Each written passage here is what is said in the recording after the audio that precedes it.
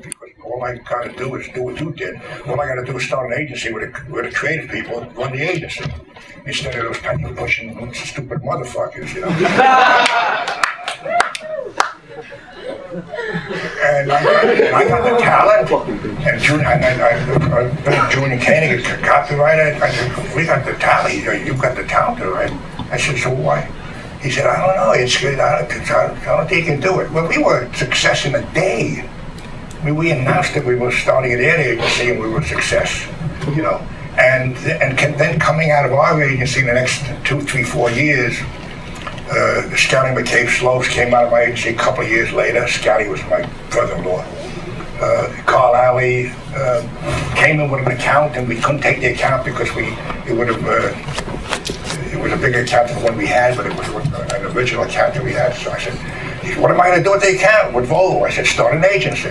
He started an agency, did Rich left my agency, started an agency with Wells Rich Green. And so before you knew it, there were 3 or 4 creative agencies in 1964, 5, and that was the creative revolution. The creative revolution is when I squeezed the trigger and I started PKL, everybody said, Jesus, a second great creative agency. And then it was a third and a fourth, and that became the revolution, and that changed the world, you know. That's interesting you'd say that, you know, that Bill Bernbach, you know, felt maybe the slogan was old-fashioned. I mean, well, the idea of a slogan was old-fashioned. I said, oh my God, that's real wrong, you know. We try harder. I mean, that's wrong. No, it was very strange. But boy, don't get me wrong, he was a great man.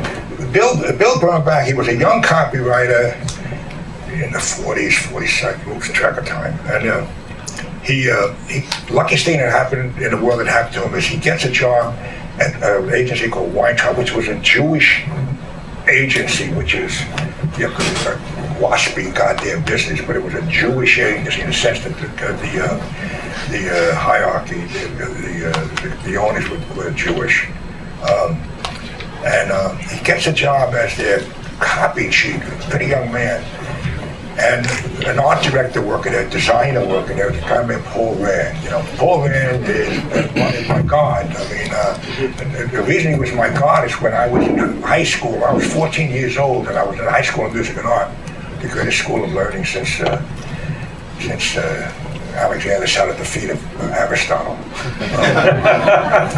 And I'm looking at this work of this guy, and it's obvious he's doing his own work, and no copywriters. And no corporation is bullshitting him, and he's doing terrific work. And I looked at him and I said, God, you know, and it was a guy doing great work, witty, sharp, interesting, great typographer, etc. And he was making a living and not taking any crap. You can tell he wasn't taking any crap. So he became my God for that reason. My work never became anything, didn't look anything like his. You know, my work is it's an idea on the page, period. You know, I mean, let it speak for itself. Yeah, there's no designing. Yeah. Other than the fact that if you're a designer, you say, boy, that's a hunk of design. So the idea is in and of itself. That was the creative revolution, evolution. There's a lot of, you know, there's one of my favorite terms I heard the other day was an authentic replica. I'm trying to figure out what an authentic replica is. And they're now saying we're in another creative revolution. Do you follow advertising today? And what are your thoughts where advertising is today? Well, I don't follow it. I just kind of rail at it, you know. I watch on TV and I say, and if my wife is sitting there, I say, what the fuck was that all about? What was the client? What was the brand on that? Did you understand? Honey, maybe I live in another world. Maybe I'm 90 or 100 years old, but I don't understand what's going on. I don't get it. That ain't advertising. You know, I mean,